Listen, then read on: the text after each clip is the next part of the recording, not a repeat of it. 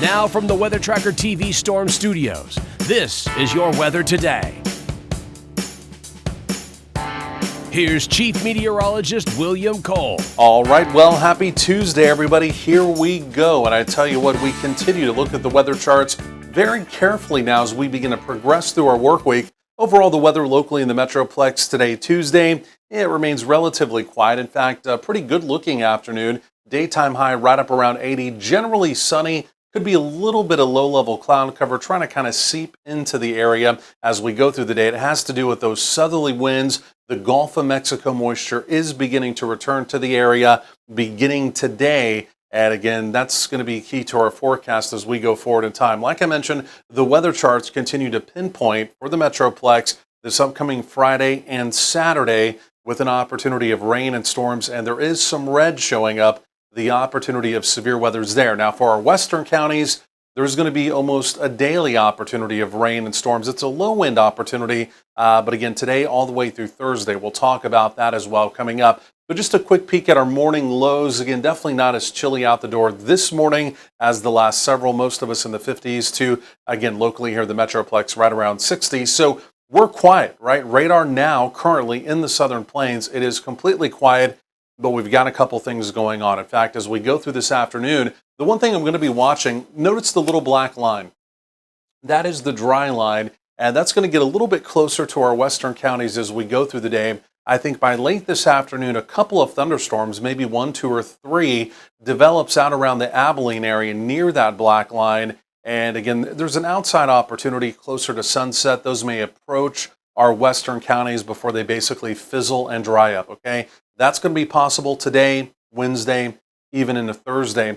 On the flip side of things, we're also watching a little boundary, again, sneaking down from Oklahoma. First thing tomorrow morning, there could be a few showers near that boundary that sneak into our northeastern counties. That's also not necessarily a big deal. I'll show you that in the modeling coming up. But truly, what's going to be a bigger deal, we're watching this upper-level storm system really beginning to take shape now out to the west. And like I mentioned, the southerly winds really beginning to energize today, beginning to pump that Gulf of Mexico moisture back into the area. Temperatures warming now day by day. The instability, you'll definitely feel it. The instability is now beginning to build. And all of that is going to culminate, or it's going to climax, if you will, by the time we get to this upcoming Friday and Saturday.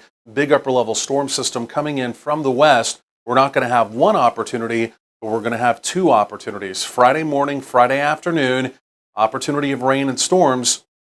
And then as we get into Saturday, mainly later in the day, very late Friday or Saturday afternoon, Saturday evening, Saturday night, another opportunity of rain and storms across the air. And again, some of that activity could be severe.